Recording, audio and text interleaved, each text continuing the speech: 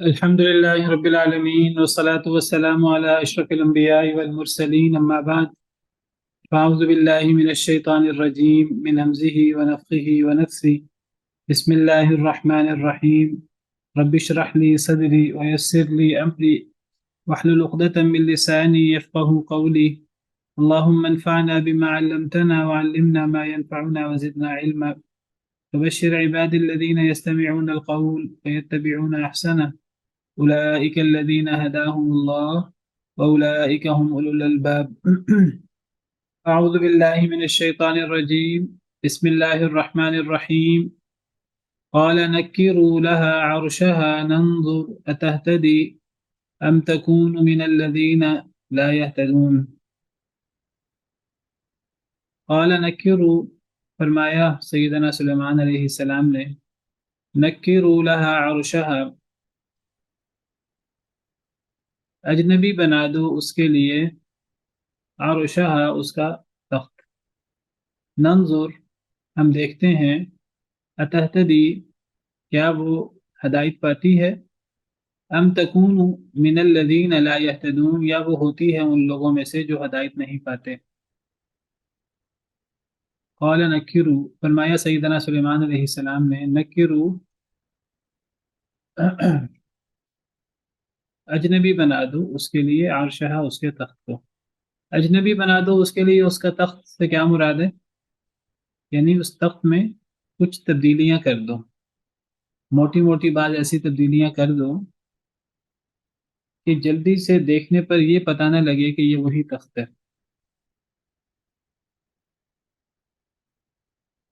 نکرو نکرا سے ہے نکرا اور معرفہ معرفہ ایسی چیز کو کہتے ہیں جو جانی پہچانی ہو پراپر ناؤن اور نکرا ایسی چیز جو کامن ہو عام ہو جو جلدی پہچانی نہ جا سکے تو وہ تخت تو ملکہ بلقیس کا وہ ایسا تخت تھا جو کہ ایک وجہ شہرت تھا اور وہ تو دور سے دیکھنے سے پہچانا جاتا تھا تو سیدنا سلیمان علیہ السلام نے کہا کہ اس کی بعض خاص پہچان خاص اس کی خاص علامتیں وہ تھوڑی بدل دی جائیں تاکہ جلدی میں بغور دیکھنے پر پتہ لگ سکے ورنہ جلدی میں پتہ نہ لگ سکے یہ وہی ہے اس سے ملتا جلتا لگے کیوں ننظر نکرو یہ فعل امر ہے اجنبی بنا دو عام بنا دو تو اس کے لیے اس کا تخت ننظر ہم دیکھتے ہیں ننظر یہ جواب ہے فعل امر کا فعل امر کا جواب مجزوم ہوتا ہے ہم دیکھتے ہیں اتہتدی کیا وہ ہدایت پاتی ہے یہاں ہدایت پانے سے مراد اصل میں کیا وہ ہدایت پاتی ہے کہ وہ پہچان سکے اسے اس تخت کو یعنی کیا وہ تخت کو پہچاننے پر قادر ہوتی ہے یہ مراد ہے ام تکون یا وہ ہوتی ہے اتہتدی یہ واحد مؤنث غائب کا صیغہ ہے اسی طرح ام تکون بھی واحد مؤنث غائب کا فعل مضارع کا چوتھا صیغہ ہے مؤنث کا صیغہ ہے کیا وہ ہدایت پاتی ہے اس کو پہچاننے کی کیا وہ اس کو پہچان پاتی ہے ام تکون یا وہ ہوتی ہے من الذین ان لوگوں میں سے لا یہتدون جو نہیں ہدایت پاتے یعنی جو نہیں پہچان پاتے یعنی کیا وہ اس کو لیے اس کا عرش اس کا تخت وہ اجنبی بنا دو اس کی بعض خاص علامتیں وہ ختم کر دی جائیں تو ہم دیکھیں کہ کیا وہ اپنے تخت کو پہچان پاتی ہے یا نہیں پہچان پاتی یہ مراد ہے فلما جاءت بس جب وہ آئی فلما جاءت بس جب وہ آ گئی اب یہ ساری باتیں اس قوم کے آنے سے پہلے ملکہ بلقیس کے آنے سے پہلے ہو رہی تھی تو اب وہ آپ بس جب وہ آ گئی قیلا کہا گیا احاکذا کہا گیا احاکذا کیا ایسا ہی ہے عرش کی تیرا تخت قالت وہ کہنے لگی کأنہ ہو گویا کہ وہ ہوا وہی ہے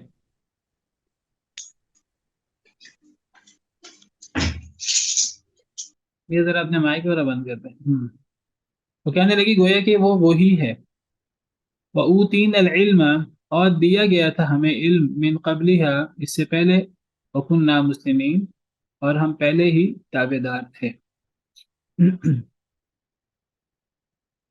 اب سیدنا سلیمان علیہ السلام کے کہنے پر وہ آگے تابع فرما ہو کر، ماتحت ہو کر، گویا کہ انہوں نے حضرت سلیمان علیہ السلام کی بات مان لی کہ وہ تابع ہو کر چلیں گے، وہ لڑائی نہیں کریں گے۔ اب حضرت سلیمان علیہ السلام چاہتے تھے کہ حضرت سلیمان علیہ السلام انہیں کوئی معجزات دکھائیں اللہ کے حکم سے، کوئی ایسی نشانیاں دکھائیں جس سے انہیں اندازہ ہو کہ سیدنا سلیمان علیہ السلام اللہ کے نبی ہیں، عام بادشاہ نہیں ہیں۔ ان کی صرف دنیاوی حیثیت نہیں ہے، دنیا کے کوئی بڑے بادشاہ نہیں ہیں صرف، بلکہ وہ اس کے ساتھ ساتھ اللہ کے اللہ کی طرف سے نبی بھی ہیں، اللہ کی طرف سے مقرر کیے ہوئے ہیں، نبی رسول ہیں۔ تو تخت بھی منگوا لیا اس کا، پلک جھپکنے میں آ گیا جیسے ہم پیچھے پڑھ چکے ہیں، اور اس تخت کو کچھ تبدیل بھی کروا دیا۔ اب جب وہ آ گئی جہاں باقی باتیں ہوئیں، ماتحتی کیے جو بھی، تو اس کے ساتھ ساتھ اب اس کو کہا گیا، سیدنا سلیمان علیہ السلام کی طرف سے اسے کہا گیا، ملکہ کو، اَهَكَذَا عَرْشُكَ، کیا تیرا تخت ایسا ہے؟ تمہارے تخت کی بڑی دھومیں ہیں، تو کیا تمہارا تخت اس سے ملتا جلتا ہے؟ قالت، تو وہ کہنے لگی، کأنہ، گویا کہ وہ ہوا وہی ہے یہ۔ وہ بڑی ذہین خاتون تھی، بڑی محتاط تھی، اس نے ایسا جواب دیا۔ اب اسے یہ بھی لگ رہا تھا کہ یہ میرا ہی تخت ہے، کیونکہ اس کا سائز، اس کی لمبائی چوڑائی، اس کو بالکل ہی اس کی ساری علامتیں ختم نہیں کی، بعض علامتیں اس کی چینج کی، لیکن موٹی موٹی علامتیں، وہ ایک ایسا تخت تھا، باقی بادشاہوں کے تختوں کے مقابلے میں اس کی بہت خاص پہچانیں تھیں، بہت خاص چیزیں تھیں اس کے اندر۔ اس کی بعض خاص پہچانیں ختم کی بھی گئیں، لیکن اس کے باوجود اس کی لمبائی چوڑائی اور اس کی باقی چیزیں، اس کا قیمتی ہونا، وہ ساری چیزیں تو ختم نہیں کی گئیں، بعض موٹی موٹی بعض علامتیں چینج کی گئیں۔ تو اب ابھی کئی علامتیں باقی تھیں، ان علامتوں سے اس کو لگے یہ میرا ہی تخت ہے، ساتھ یہ بھی سوچے کہ یہ تخت اتنی جلدی یہاں کیسے آ سکتا ہے۔ دیکھیے اس نے تو سفر کرنا تھا نا ایک طرف کا، وہ تو وہاں سے نکلی ہے، جب تک وہ وہاں سے نکلی نہیں تب تک تو وہاں تخت موجود تھا، اب وہ وہاں سے نکلی ہے، اب اس نے سفر کرنا ہے 1500 میل کا، اور اگر اس کے نکلنے کے بعد اگر حضرت سلیمان علیہ السلام اس کا تخت منگواتے ہیں تو حضرت سلیمان علیہ السلام کو اس پر کتنا وقت لگنا ہے؟ ڈبل، دگنا۔ تو اس دور میں جو بھی سفر کے ذرائع تھے، وہ سفر کے ذرائع تو وہ بھی ملکہ تھی، وہ بھی طاقتور قوم تھی، ان کے پاس بھی وہ تیز ترین سفر کے جو بھی اس وقت کے ظاہری ذرائع تھے وہ ہو سکتے تھے۔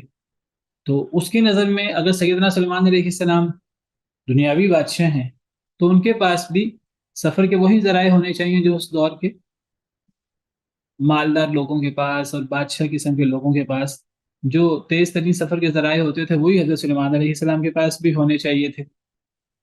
اب اس کے بعد جو مزید ذرائع ہیں سفر کے، ہواؤں پر سفر کرنا، ہوا تابع ہو جانا، اور اس قسم کی چیزیں، جو کرامت، جو چیزیں پیچھے جنوں سے کوئی کام لے لینا، یا یہ ہے کہ وہ کرامت جو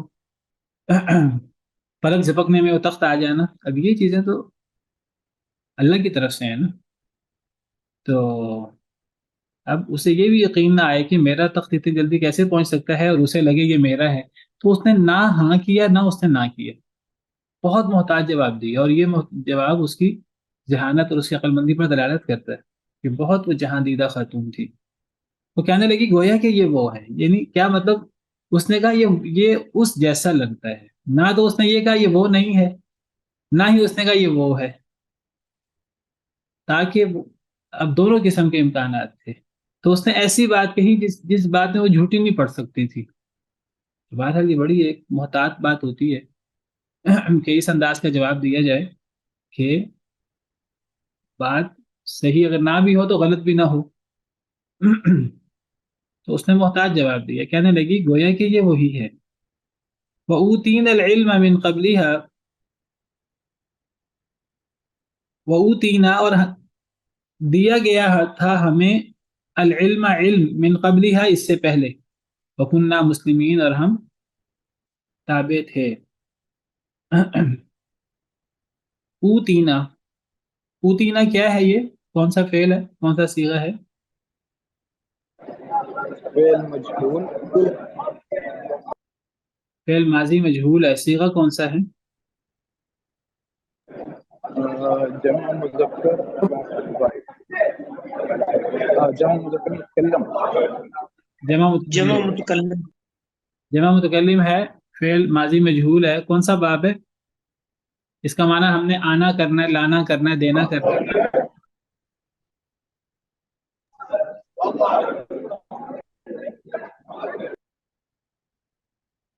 یہ باب افعال ہے نا، آتا یؤتی، آتا یؤتی سے، آتا سے آتینا، تو آتینا سے اگر مجہول بنائے تو اوتینا، تو یہ باب افعال ہے۔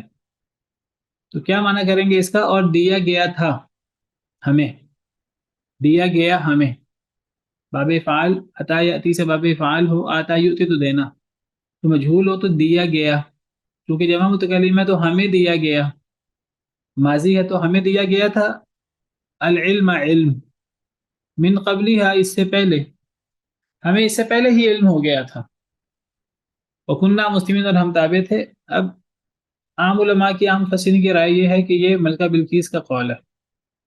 وہ ملکہ بلقیس کہتی ہے، اس سے سوال ہوا کہ یہ کیا یہ اسی جیسا تخت ہے تمہارے تخت جیسا؟ کہنے لگی یہ تو وہی اس جیسا لگتا ہے۔ تو ساتھ ہی کہنے لگی، یعنی اب وہ متاثر ہوئی، اب وہ جو سیدنا سلمان علیہ السلام کا مقصد تھا کہ اس کو اللہ کا معجزہ دکھایا جائے، اس کو یہ دلائل دیے جائیں کہ سیدنا سلمان علیہ السلام صرف ایک دنیا کے ایک بڑے بادشاہ نہیں ہیں بلکہ اللہ کے نبی بھی ہیں، اللہ کی مدد ان کے ساتھ شامل حال ہے، تو وہ مقصد پورا ہوا۔ وہ ساتھ ہی بہت زیادہ متاثر ہو کر وہ کہنے لگی ہمیں تو پہلے ہی علم ہو گیا تھا، ہمیں دے دیا گیا تھا علم من قبل ہے، ہم اسے پہلے ہی جان گئے تھے آپ کے بارے میں، آپ ایک بڑے بادشاہ ہی نہیں ہیں، آپ اللہ کے نبی بھی ہیں، ہمیں ان خبروں کا اور ایسی باتوں کا پہلے ہی علم ہو گیا تھا اپنے جاسوسوں کے ذریعے اور مختلف طریقے سے۔ وَكُنَّا مسلمین اور کننا ہم تھے، مسلمین فرما بردار، ہم تو پہلے ہی آپ کی بات ماننے پر تیار ہو گئے تھے، اسی لیے تو آپ کے پاس آئے ہیں۔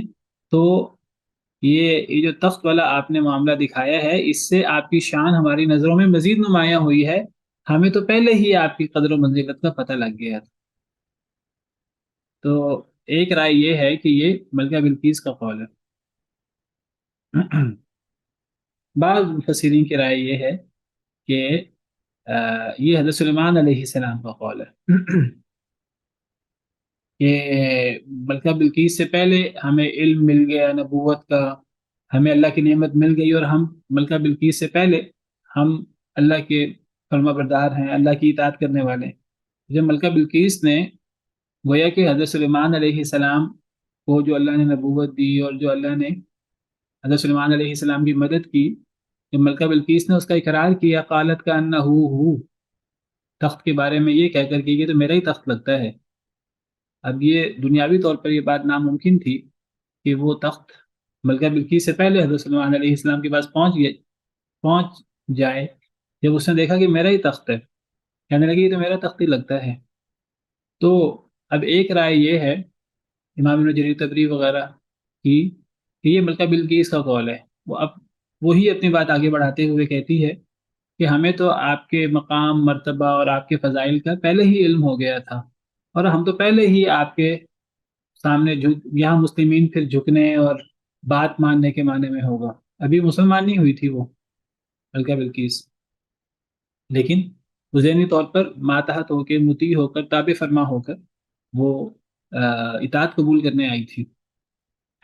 تو یہاں یہ معنی ہوگا۔ دوسری تفسیر جو امام ابن کثیر، امام شوکانی وغیرہ کی ہے، وہ فرماتے ہیں کہ جب ملکہ بلقیس نے تخت کے بارے میں یہ کہا کہ یہ تو میرا ہی تخت لگتا ہے، گویا کہ وہ حضرت سلیمان علیہ السلام کا جو کارنامہ اور جو ان کا معجزہ ہے وہ دیکھ کر کافی متاثر ہوئی۔ تو حضرت سلیمان علیہ السلام نے اس کی بات کے جواب میں کہا کہ وہ اوتین العلم، ہمیں علم دیا گیا من قبلھا، اس سے پہلے، اس واقعے سے پہلے ہی ہمیں علم دیا گیا نبوت کا، اللہ کی طرف سے حکمت دی گئی، نبوت دی گئی، نعمتیں دی گئی، علم دیا گیا، اور ہم پہلے سے ہم اللہ کے فرما بردار ہیں اور ہم مسلمان ہیں، اللہ کے دین اسلام پر ہیں۔ تو یہ دونوں آراء موجود ہیں، دونوں تفسیریں موجود ہیں۔ بعض مفسرین نے اس کو ملکہ بلقیس کا قول قرار دیا ہے، بعض مفسرین نے اسے سیدنا سلیمان علیہ السلام کا قول قرار دیا ہے، واللہ اعلم۔ وصدها ما كانت تعبد من دون اللہ، اور روک دیا اس کو ما كانت تعبد، اس سے کہ وہ تھی عبادت کرتی جس کی، من دون اللہ، اللہ کے علاوہ،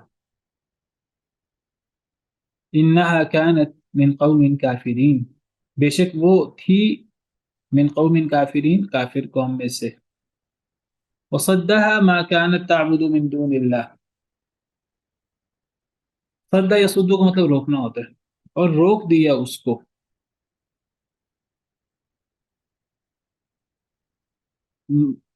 ما كانت تعبد من دون اللہ۔ اب اس کے بھی دو تفسیریں ہیں، جس کی وہ اللہ کے علاوہ عبادت کرتی تھی۔ اب یہاں سوال یہ ہے کہ صدہ کا فاعل کون ہے، کس نے روکا تھا؟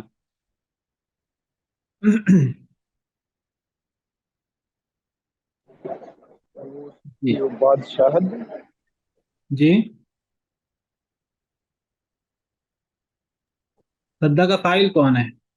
بادشاہت بادشاہت نے، وہ فائل کہاں موجود ہے؟ وہ فائل یہاں موجود ہونے چاہیے نا۔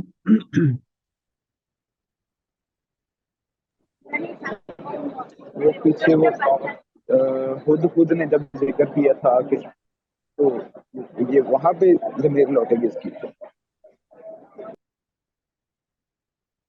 اس کی ایک تفسیر یہ ہے کہ صدہ کا فائل سیدنا سلیمان علیہ السلام ہے، کہ جب اوتین العلم من قبلھا، حضرت سلیمان کا قول ہے، حضرت سلیمان علیہ السلام نے فرمایا کہ تم یہ دیکھ کر کہ تمہارا تخت تمہارے آنے سے پہلے ہی ہمارے پاس موجود ہے، اتنا بڑا اور اتنا، اور کیسے وہ ہمارے پاس آ گیا؟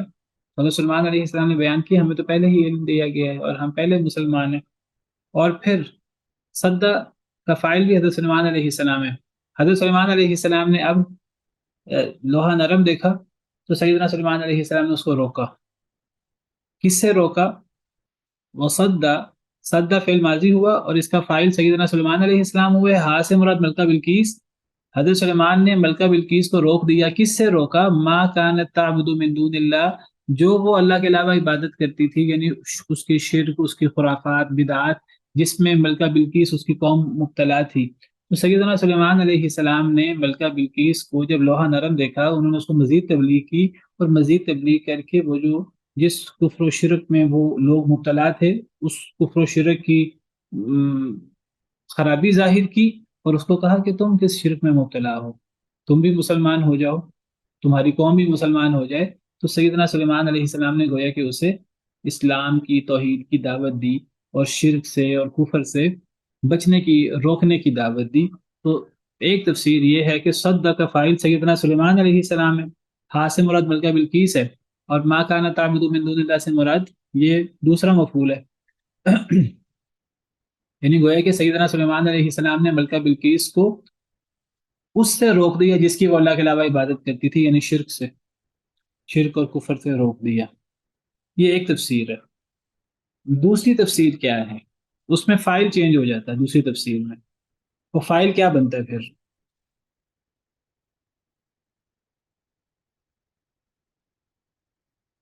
جب فائل چینج ہوگا تو پھر مفعول بھی چینج ہوگا نا؟ جی، دوسری تفسیر یہ ہے کہ ما کان تعبد من دون اللہ، یہ فائل ہے۔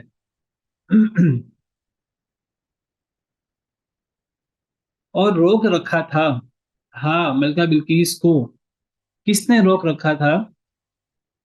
ما کان تعبد من دون اللہ، اس چیز نے جو وہ اللہ کے علاوہ عبادت کرتی تھی۔ کیا مطلب؟ یعنی یہاں ما کانت دوسرا مفعول نہیں بنے گا، یہ فائل بنے گا۔ یعنی ملکہ بلقیس کا جو شرک تھا، جو خرافات تھیں اس کے اندر، اس قوم کے اندر، تو ان شرکیات اور خرافات نے ملکہ بلقیس کو روک رکھا تھا۔ کس سے روک رکھا تھا؟ وہ پھر موجود نہیں ہے، اسلام قبول کرنے سے روک رکھا تھا۔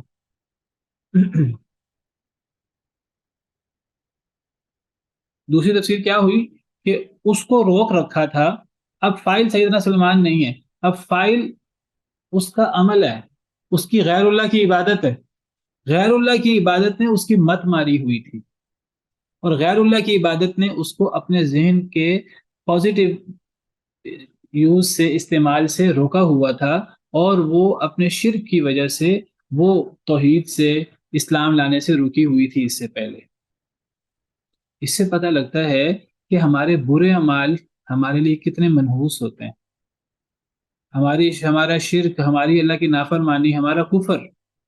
ایک بندہ ایک دفعہ اللہ کے ساتھ شرک کرتا ہے، ایک دفعہ اللہ کے ساتھ کفر کرتا ہے، وہ دور کی گمراہی میں جا پڑتا ہے۔ اس کو اگر ہدایت ملنے کا امکان ہو تو ہدایت ملنے کا امکان کافی کم ہو جاتا ہے۔ دوبارہ شرک کرتا ہے، دوبارہ کفر کرتا ہے، وہ مزید دور کی گمراہی میں جا پڑتا ہے، اس کے لیے حق قبول کرنا مزید مشکل ہو جاتا ہے۔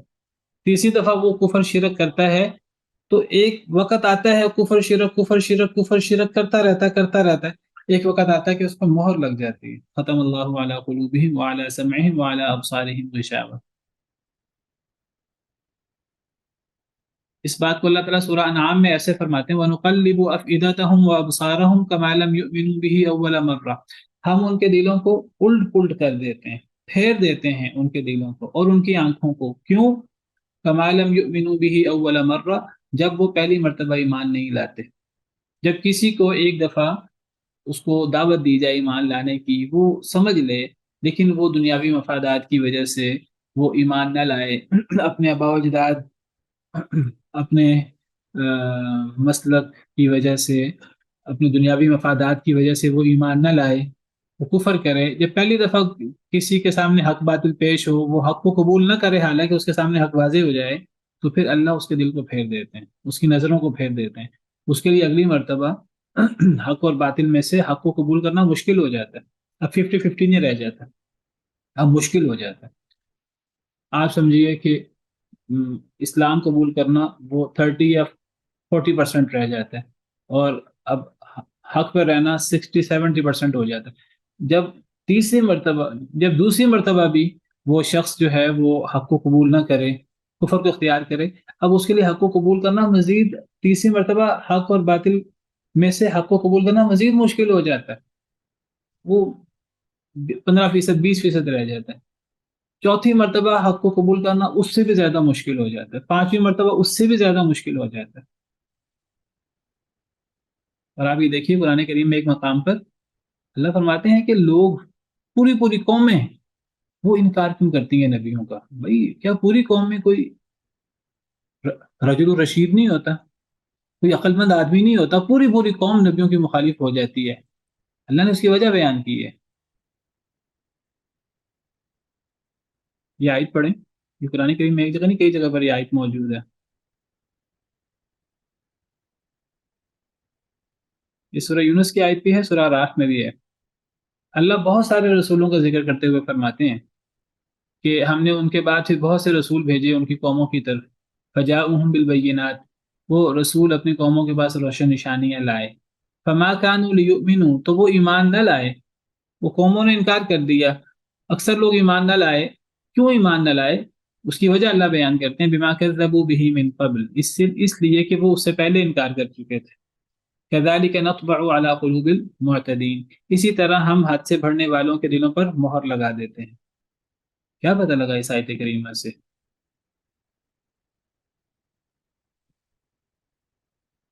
اس آیت سے پتہ لگا تو اکثر. پہلی دفعہ انکار کر دیتے ہیں بڑی مشکل ہو جاتا ہے. جی، پہلی دفعہ انکار سے اگلی دفعہ حق کا قبول مشکل ہو جاتا ہے. دوسری دفعہ انکار سے تیسری مرتبہ حق کو قبول کرنا مزید مشکل ہو جاتا ہے. یہ سلسلہ مشکل سے مشکل تر ہوتا رہتا ہے، گویا کہ گناہ گناہ کو کھینچتا ہے. اور اس کو الٹ لے لیں، اگر ایک شخص کے سامنے حق اور باطل پیش ہو، وہ حق کو قبول کر لے. اب اگلی مرتبہ اس کے سامنے آزمائش آئے گی نا حق اور باطل کی، اگلی دفعہ اس کے لیے حق کو قبول کرنا زیادہ آسان ہوگا. تیسری مرتبہ اگر وہ پہلی دونوں مرتبہ حق کو قبول کرے، اب تیسری مرتبہ اگر حق اور باطل کی اس کے سامنے آئے گی تو اس کے لیے حق کو قبول کرنا بہت آسان ہوگا. آپ اس کو اس طرح سمجھیے کہ نماز پڑھنا آسان نہیں ہے. جو بندہ نماز پڑھنا شروع کر دیتا ہے، اپنے آپ کو آمادہ کرتا ہے میں نے نماز پڑھنی ہے، وہ ایک دفعہ نماز پڑھوں کہ نہ پڑھوں وہ اس کشمکش میں جیت جاتا ہے، وہ کہتا ہے میں نے نماز پڑھنی ہے، نماز پڑھتا ہے. تو اب اگلی مرتبہ اس کے سامنے جب کشمکش ہوتی ہے نماز پڑھوں کہ نہ پڑھوں، اس کے لیے اب نماز پڑھنے والا عمل زیادہ آسان ہو جاتا ہے. اب 50-50 نہیں رہتا. جب وہ دوسری مرتبہ بھی اس آزمائش میں کامیاب ہو جاتا ہے، تیسری مرتبہ نماز پڑھوں کہ نہ پڑھوں، اب یہ اس کے لیے نماز پڑھنے والا کام بہت آسان ہو جاتا ہے. ایک وقت آتا ہے کہ ایمان والے کے لیے، اللہ سے ڈرنے والے کے لیے نماز پڑھنا جو بہت بڑا بوجھ ہے، آسان نہیں ہے، مشکل ہے، وہ اس کو بوجھ ہی محسوس نہیں ہوتا. یہ مطلب ہے قرآن کریم کی اس آیت کا، وَاسْتَعِينُوا بِالصَّبْرِ وَالصَّلَاةِ وَإِنَّهَا لَكَبِيرَةٌ إِلَّا عَلَى الْخَاشِعِينَ. اے لوگو، اللہ سے مدد مانگو صبر کے ساتھ اور نماز کے ساتھ، اور یہ نماز بہت بھاری ہے مگر اللہ سے ڈرنے والوں پر، جو اللہ سے ڈرتے ہیں اور نماز پڑھتے رہتے ہیں اللہ سے ڈر کر، ان کے لیے آہستہ آہستہ نماز پڑھنا بوجھ نہیں رہتا، بلکہ نماز تو آنکھوں کی ٹھنڈک بن جاتی ہے. پھر نماز پڑھے بغیر سکون نہیں ملتا. نبی صلی اللہ علیہ وسلم کیا فرماتے تھے؟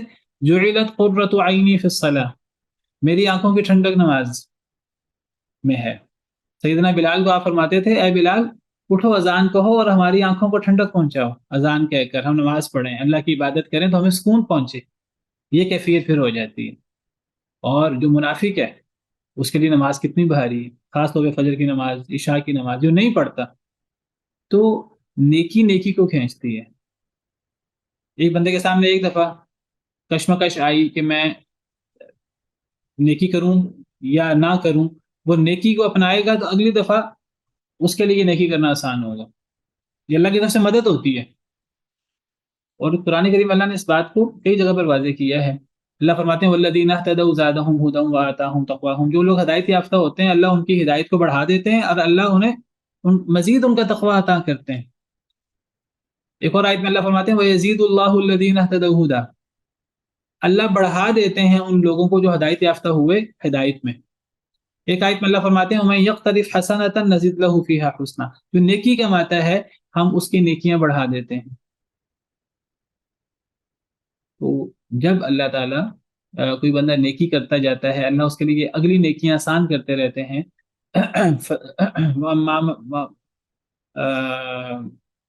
اما من اعطى واتقى وصدق بالحسنى، جو دیتا ہے اللہ سے ڈرتا رہتا ہے، اچھائی کی تصدیق کرتا ہے کلمہ طیبہ کی، فسنيسره لليسرى، ہم اس کے لیے نیکی کا راستہ آسان کر دیتے ہیں. لیکن جو بندہ برائی کو اختیار کرتا ہے، کفر کو اختیار کرتا ہے، شرک کو اختیار کرتا ہے، اس کے لیے پھر نیکی کا راستہ، اس کے لیے برائی کا راستہ آسان سے آسان تر ہوتا رہتا ہے، نیکی کا راستہ مشکل سے مشکل تر ہوتا رہتا ہے. اور ایک وقت آ جاتا ہے کہ وہ مہر لگ جاتی ہے. وَأَمَّا مَن بَخِلَ وَاسْتَغْنَىٰ، جو بندہ بخل کرتا ہے، بے نیازی کا مظاہرہ کرتا ہے، وَكَذَّبَ بِالْحُسْنَىٰ، اچھی بات کو یا کلمے کو جھٹلاتا ہے، لا الہ الا اللہ کو جھٹلاتا ہے، فَسَنُيَسِّرُهُ لِلْعُسْرَىٰ، ایسے شخص کے لیے ہم کفر کا راستہ، مشکل کا راستہ آسان کر دیتے ہیں.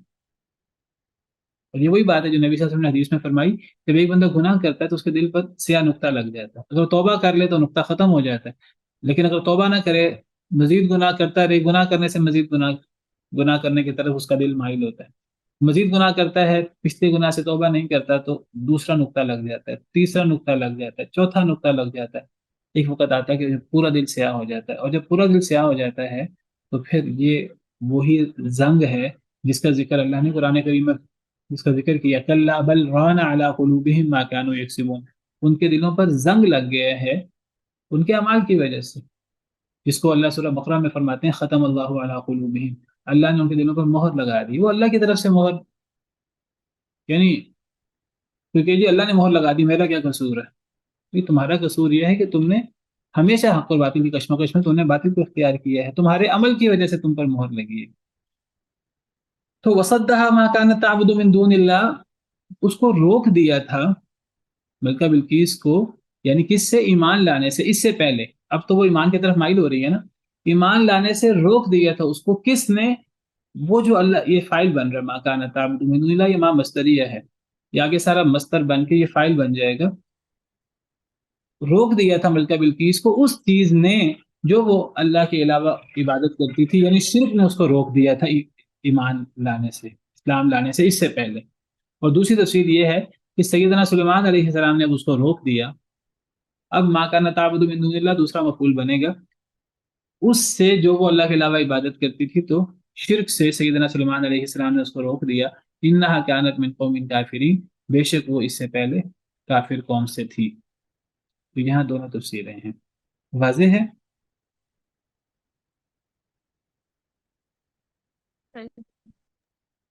جی تو جی تو آگے فرمایا قیل لها ادخل الصرح، کہا گیا اس کو ادخلی، تو داخل ہو جا، الصرح، محل میں، کہا گیا اس کے لیے داخل ہو جا محل میں۔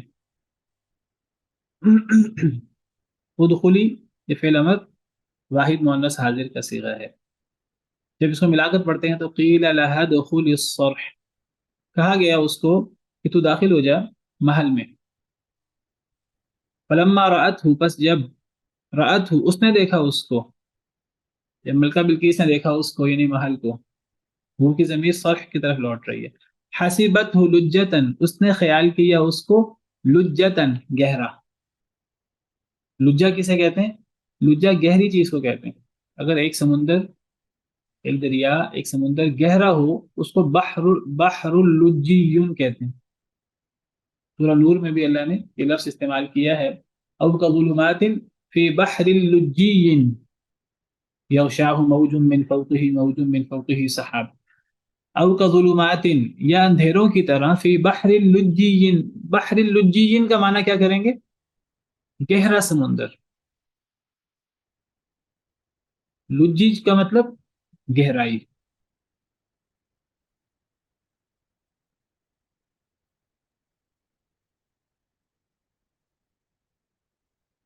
قرآن میں ایک جگہ پر آتا ہے وَلَوْ فَتَحْنَا عَلَيْهِمْ بَابًا مِّنَ السَّمَاءِ فَظَلُّوا فِيهِ يَعْرُجُونَ، نہیں لجو، قرآن میں ایک جگہ پر لجو کا لفظ بھی آتا ہے،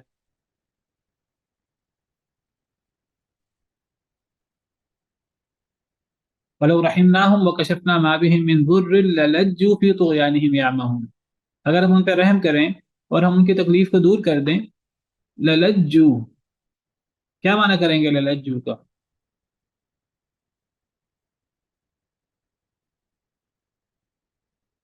اپنی سرکشی میں ڈوبتے چلے جاتے ہیں، ہاں آگے ہوتے چلے جاتے ہیں۔ یعنی گہرائی میں اتر جانا، البتہ وہ مبتلا ہو جائیں گے اپنی سرکشی میں، حیران و پریشان پھریں گے، تو اس میں وہی گہرائی میں اترنے کا، ڈوبنے کا معنی ہے، تو یہ وہی لجین سے ہے۔ اور یہاں بھی اب فلما رات حسیبت لجتن، بس جب اس نے دیکھا، ملکہ بلقیس نے دیکھا ہو اس محل کو، اس نے اس کو خیال کیا لجتن، اب وہ تو محل تھا لیکن اس نے خیال کیا کہ یہ محل نہیں ہے، یہ تو ایک تالاب ہے، ایک حوض ہے، اور ایک اس میں پانی ہے اور یہ گہرا حوض ہے، اس نے اس کو حوض خیال کیا، پانی خیال کیا، تالاب خیال کیا، کیوں؟ کیونکہ وہ محل شیشے کا بنا ہوا ہے۔ سبحان اللہ، اللہ کی نعمتیں سیدنا سلیمان علیہ السلام کو جو اللہ نے دی، حضرت سلیمان علیہ السلام نے ملکہ بلقیس تو ایک تو وہ چیز دکھائی جو اس دور میں دنیاوی طور پر کرنا ممکن نہیں تھا، اس کو دکھایا، اس کا تخت جو ہے وہ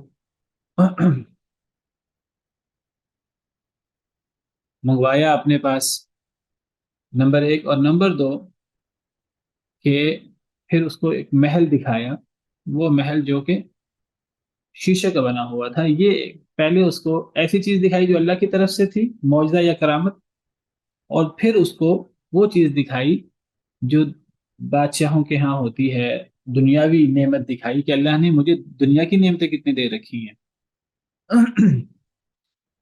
تو اس کو ایسے محل میں لے کر داخل ہوئے کہ وہ ملکہ بلقیس نے سمجھا کہ یہ گہرا پانی ہے اس کے فرش کو، بس جب اس نے دیکھا اس نے اس کو خیال کیا گہرا تالاب۔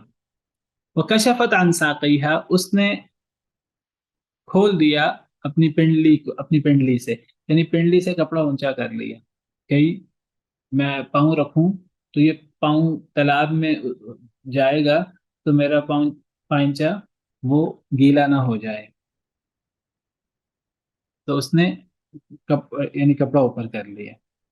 قال، تو یہ دیکھ کر سیدنا سلیمان علیہ السلام فرمانے لگے، قال انہو، فرمایا کہ بے شک یہ صرح، محل ہے، ممرد، یہ بنایا گیا ہے، جوڑا گیا ہے، بنایا گیا ہے، من قواریر، شیشوں سے۔ سیدنا سلیمان علیہ السلام فرمانے لگے انہو صرح، بے شک یہ ایک محل ہے جو بنایا گیا ہے من قواریر، شیشوں سے۔ اصل میں ممرد کا روٹ کیا ہے، ممرد کا وزن کیا ہے؟ وزن کریں گے تو اس کا روٹ نکل آئے گا،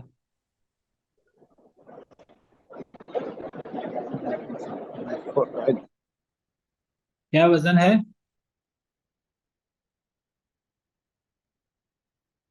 مفعل، ممرد، مفعل. مفاعل مفاعل باب تفعیل سے ہے اور یہ اسم مفعول ہے، تو کیا روٹ ہوا اس کا؟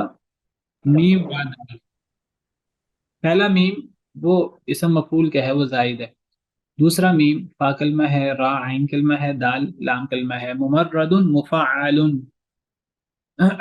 اسم مفعول ہے باب تفعیل سے۔ تو امرد ایسے لڑکیوں کو کہتے ہیں کہ جس کی ابھی داڑھی مونچھ وغیرہ نہ آئے ہوں۔ پتھر کو بھی امرد کہہ دیتے ہیں، ایسا پتھر جو بڑا چکنا ہو، یا جو ہے ایسا درخت، اس کو بھی امرد کہہ دیتے ہیں جس درخت پہ شاخیں اور ٹہنیاں وغیرہ نہ ہوں۔ یہاں یہ ممرد سے مراد اس انداز سے وہ محل بنایا گیا تھا، سیدنا سلیمان علیہ السلام نے جنوں کے ذریعے، اپنے کاریگروں کے ذریعے وہ محل بنوایا ایسا کہ وہ پورا محل جو ہے وہ صاف ستھرا شیشے سے بنا ہوا، اور اس میں کسی قسم کی اونچ نیچ، کسی قسم کا کوئی اس میں سوراخ اور اونچائی وغیرہ اس قسم کی، بالکل سیدھا صاف، تو وہ اس انداز سے وہ شیشے سے بنایا گیا تھا۔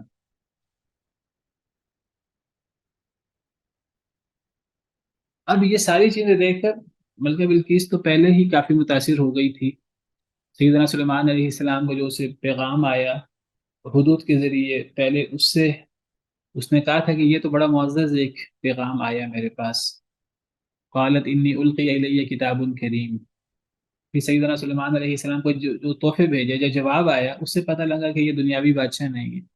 پھر جب انہوں نے کہا کہ ہم آ رہے ہیں ماتحت ہو کر، اب سیدنا سلیمان علیہ السلام نے وہ تخت اس کا منگوا لیا پہلے، تو اس سے وہ متاثر ہوئی، اس کو اندازہ ہوا کہ یہ دنیاوی بادشاہ نہیں ہے، یہ اللہ کے نبی ہیں۔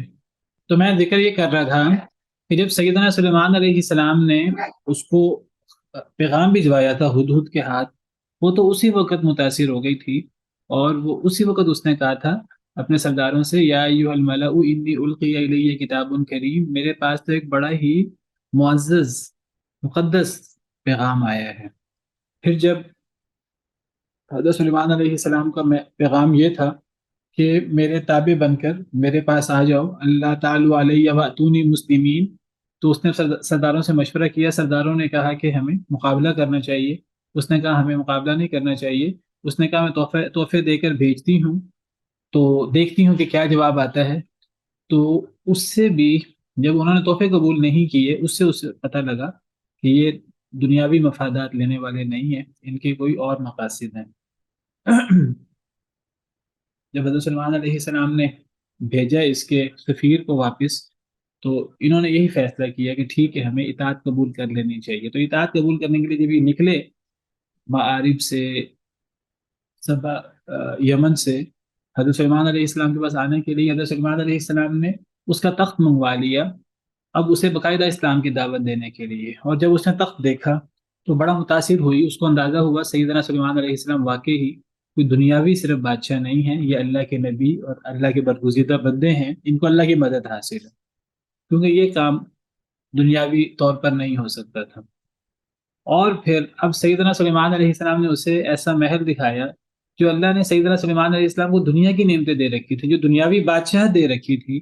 اب چونکہ یہ خود بھی ملکہ تھی، تو یہ لوگ اس قسم کی چیزوں سے بھی بہت متاثر ہوتے ہیں۔ تو اب حضرت سلیمان علیہ السلام نے اسے، جو اللہ نے حضرت سلیمان علیہ السلام کو دنیا میں جو بادشاہت دے رکھی تھی، دنیا کی جو نعمتیں دے رکھی تھی، وہ دکھائیں کہ ایسا محل کہ وہ اتنا شیشوں کا اور وہ صاف شفاف بنا ہوا تھا کہ محسوس ہی نہیں ہو رہا تھا کہ شیشہ ہے۔ اس کے نیچے جو پانی تھا، حالانکہ اس کے اوپر شیشہ تھا بڑا مضبوط، تو وہ محسوس یہ ہو ہی نہیں رہا تھا کہ وہ شیشہ ہے، شیشے کا محل ہے، شیشے کا فرش ہے۔ اس نے یہ محسوس کیا کہ یہ تالاب ہے، تو وہ اس نے اپنی پنڈلی سے کپڑا اونچا کیا، جیسے پاؤں وغیرہ گیلے نہ ہو جائیں، کپڑے گیلے نہ ہو جائیں۔ تو وہ اس سے مزید متاثر ہوئی، اور اب وہ مزید نہ رک سکی، اور فوراً وہ پکار اٹھی، قالت ربی انی ظلمت نفسی، کہنے لگی اے میرے رب، میں نے اپنے آپ پر ظلم کیا ہے، وَأَسْلَمْتُ مَعَ سُلَيْمَانَ، اور میں اسلام لاتی ہوں سلیمان علیہ السلام کے ساتھ۔ میں سلیمان علیہ السلام کی دعوت پر اور ان کے نبی ہونے پر میں ایمان لاتی ہوں، میں اللہ پر ایمان لاتی ہوں، حضرت سلیمان علیہ السلام کی دعوت پر ایمان لاتی ہوں، اور میں اسلام قبول کرتی ہوں سلیمان علیہ السلام کے ساتھ، للہ رب العالمین، اللہ کے لیے جو تمام جہانوں کا رب ہے۔ حضرت سلمان علیہ السلام نے بطور نبی انہیں دعوت دی اللہ کی طرف، تو ملکہ بلقیس نے اس دعوت کو قبول کیا متاثر ہو کر ہر لحاظ سے، اور وہ کہنے لگی میں حضرت سلمان علیہ السلام کے ہاتھ پر اسلام قبول کرتی ہوں۔ اس کے بعد کیا ہوا؟ کیا ان کی شادی ہوئی آپس میں کہ نہیں ہوئی؟ دیگر معاملات، اس سے قرآن خاموش ہے، اس سے سنت احادیث مبارکہ خاموش ہے، تو ہمیں ان چیزوں میں پڑھنا نہیں چاہیے۔ جو چیزیں، جو تفصیلات قرآن و حدیث میں موجود نہیں ہیں، وہ اللہ کو پتہ ہے اس کے بعد کیا ہوا۔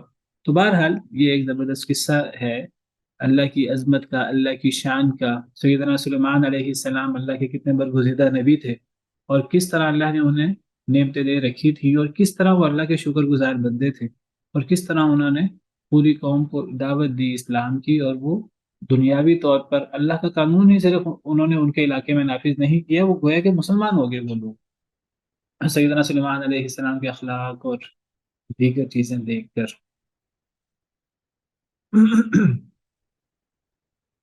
وَإِلَى ثَمُودَ أَخَاهُمْ صَالِحًا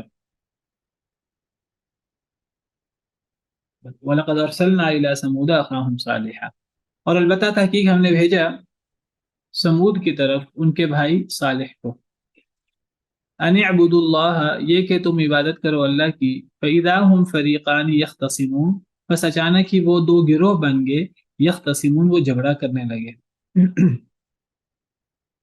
اب نیا قصہ سیدنا صالح علیہ السلام کا اور ان کی قوم سمود کا اللہ بیان فرما رہے ہیں، اور اللہ فرماتے ہیں کہ ہم نے بھیجا قوم سمود کی طرف ان کے بھائی صالح کو۔ بھائی، بھائی کسے کہتے ہیں؟ بھائی سے مراد یا تو وہ ہوتا ہے جو خون کے اعتبار سے، رشتہ داری کے اعتبار سے کسی کا بھائی ہو، یا پھر بھائی وہ ہوتا ہے کہ جو دین کے اعتبار سے کسی کا بھائی ہو۔ یا تو اخوت خونی نسبی ہوتی ہے اسی قبیلے کی، کہ اس میں مانا ہوگا ہم نے سمود کی طرف ان کے بھائی صالح کو بھیجا، اب صالح علیہ السلام سمود کے بھائی ہیں، اب اس بھائی سے مراد کیا لیں؟ یہ اخوت نسبی مراد لیں کہ حضرت صالح بھی اسی قوم کے میں سے تھے، اسی قبیلے میں سے تھے، وہی نسب تھا جو اس قوم والوں کا نسب تھا، انہی میں سے تھے حضرت صالح علیہ السلام، اس سے اخوت نسبی مراد لیں، خونی تعلق مراد لیں، رشتہ داری، یا اس سے مراد قوت ایمانی مراد لیں، جیسے اللہ قرآن میں فرماتے ہیں انما المؤمنون اخوہ، سوائے اسے کہ نہیں مومن بھائی بھائی ہیں، تو اخوت سے مراد ایمان کی دین کی اخوت بھی ہوتی، چاہے رشتہ نہ ہو نسبی، تو یہاں اخوت سے مراد کیا ہوگا؟ اخوت نسبی خاندان کی اخوت، کنبے قبیلے کی، یا ایمانی اخوت؟ ایمانی اخوت قوت نسبی، ایمانی اخوت۔ خاندان کی۔ اگر نسبی ایمانی اخوت۔ اگر ایمانی اخوت مراد لیں گے تو اس کا مطلب ہوگا کہ حضرت صالح علیہ السلام بھی قوم سمود والے دین پر ہی تھے، جو قوم سمود کا دین ایمان تھا وہی سیدنا صالح علیہ السلام کا تھا، تو کیا ایسی بات تھی؟ ایسی بات تو نہیں تھی۔ یہاں اخوت سے مراد یعنی جو قوم سمود کا خاندان تھا، حضرت صالح بھی اسی خاندان میں سے تھے، انہی لوگوں کا ایک فرد تھے، جو خاندان، جو قبیلہ، یعنی اگر یہ قوم سمود اگر ہم اس سے مراد وہ ایک خاندان لیں تو حضرت صالح علیہ السلام بھی سمود میں سے تھے، وہ جو ان کا جد امجد سمود تھا جس سے انہیں سمود کہتے ہیں۔ سام بن نوح کی اولاد میں ایک شخص عاد تھا، اس کی اولاد میں ایک شخص سمود تھا، تو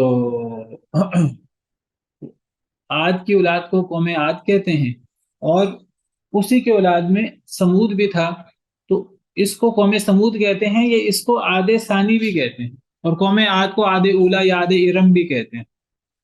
تو حضرت صالح علیہ السلام اسی قوم کا ایک فرد تھے، اسی قوم کا ایک فرد تھے، اس سے مراد ایمانی یا دینی اخوت مراد نہیں ہے، اس سے مراد اسی قبیلے کا فرد ہونا مراد ہے۔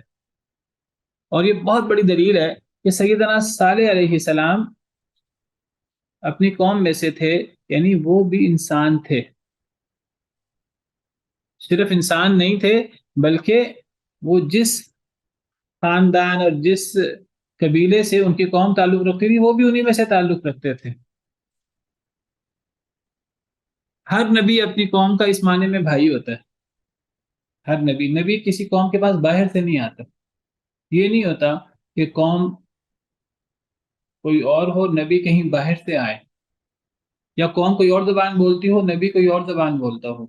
نبی وما ارسلنا من رسول الا بلسان قومه، سورہ ابراہیم میں اللہ فرماتے ہیں ہم نے کوئی رسول نہیں بھیجا مگر اپنی قوم کی زبان میں۔